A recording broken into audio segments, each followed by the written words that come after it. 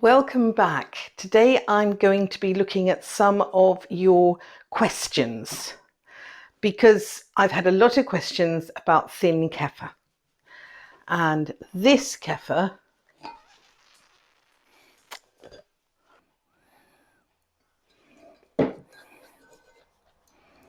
you can see it's quite thin.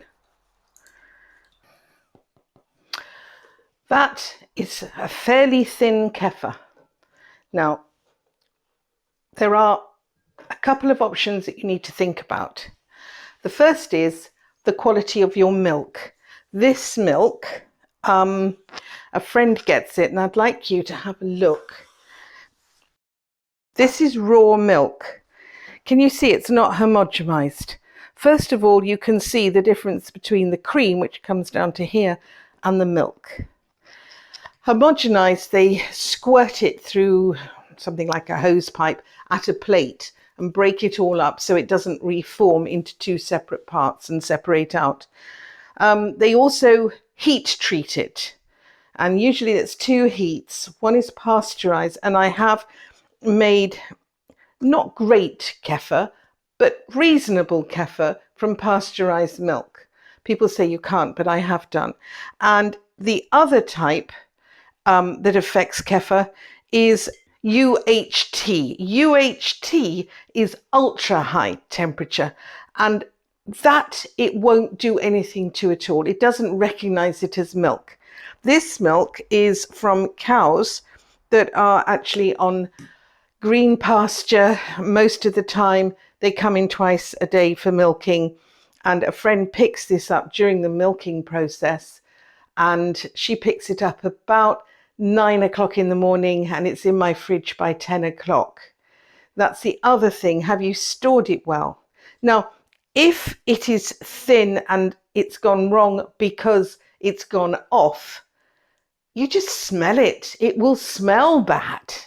This doesn't smell bad. And I've had it very much thinner than this as well. It's slightly cooler overnight today, but we're in the middle of a heat wave at about 40, I think it's about 41, 42 outside. But in my kitchen, it's still 32 and pretty solid at that. And that's just too hot for kefir here. My kefir is used to a lower temperature, and it just isn't functioning. And you can see it's not breeding terribly well. I don't have a large collection of kefir in here. Now, kefir always grows, so I know that it's not thriving. I know it's not my milk, and I know I've had a heat wave. So the first thing you do is you can move it somewhere cooler. So I am now making it inside my lounge. And in fact, when we had very high heat, I stopped making it. But then the reason I'm making kefir is for my stomach condition, and it does seem to fix it. I stopped using the kefir for about a month as it went hot and it started to go thin, and I've got the problems back a little bit.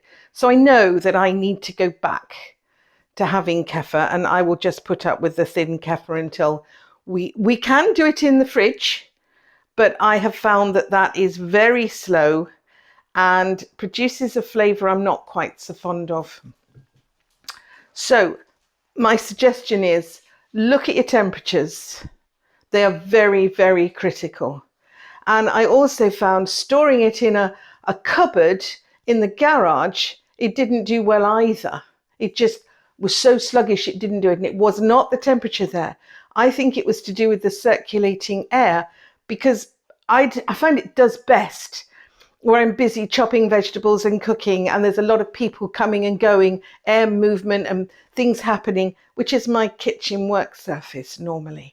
But at the moment, I'm not even going in there. It's just too hot. It faces south, and it's like a little oven. I hope this answers your question on thin. So check your temperature. It's the most likely. If the milk is a good quality, clean milk, then it's fine. It will smell if it's gone off, and you will know that smell, and you will not want to drink it. Whereas a kefir is a fresh, clean smell, and you will want to drink it. So I hope that helps that, and enjoy.